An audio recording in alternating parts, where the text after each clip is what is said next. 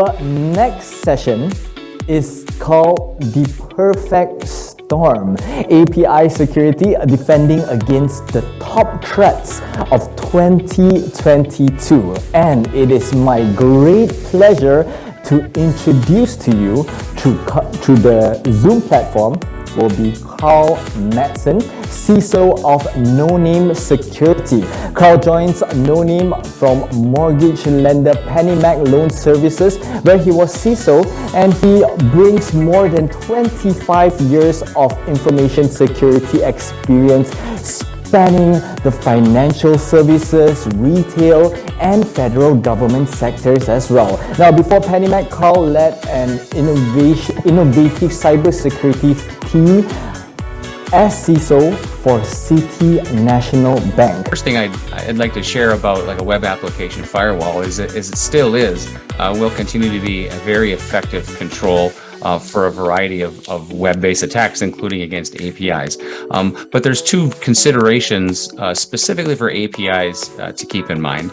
The first is a web application firewall is first, it's only good at all if it's used. And what we commonly find in organizations is that as we sort of grow the adoption and the use of APIs, oftentimes 2, 5, 10 times more APIs than we had even just a couple of years ago. It's very common that there are a lot of APIs that are public facing that are not protected by a web application firewall. So a security team's sort of first mission is to find and discover those APIs so that they can be put in place behind a web application firewall.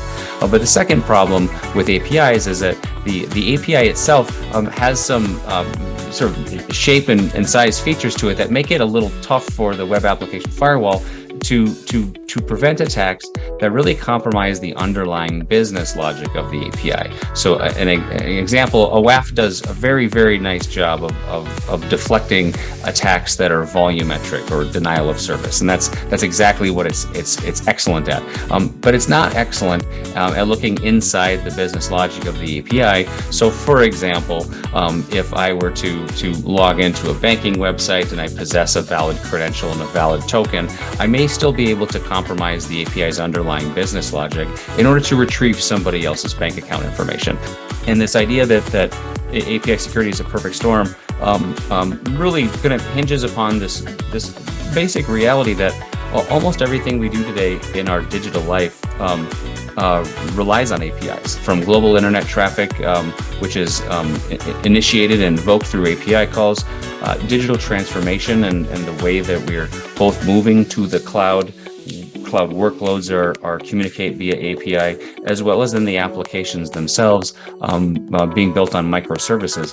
And so wherever you look in terms of the technology footprints that we implement, the API is the connective tissue. I'll give you just a basic example of why APIs are a little bit difficult to protect. So the illustration I'm showing here on the left, this is a request, and let's go back to the mobile banking application user requesting to see their bank balance on their mobile phone.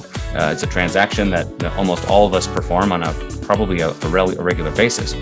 But the request itself, the actual packet, contains a JOT token, a bearer token, and a credential for that user. Today we are using mobile every day in our daily life to do digital banking, to do scanning for our health vaccination status whenever we travel. And I think this is something we will definitely see. It will introduce large vectors with regards to API threats. Thank you so much to Karl, Donald,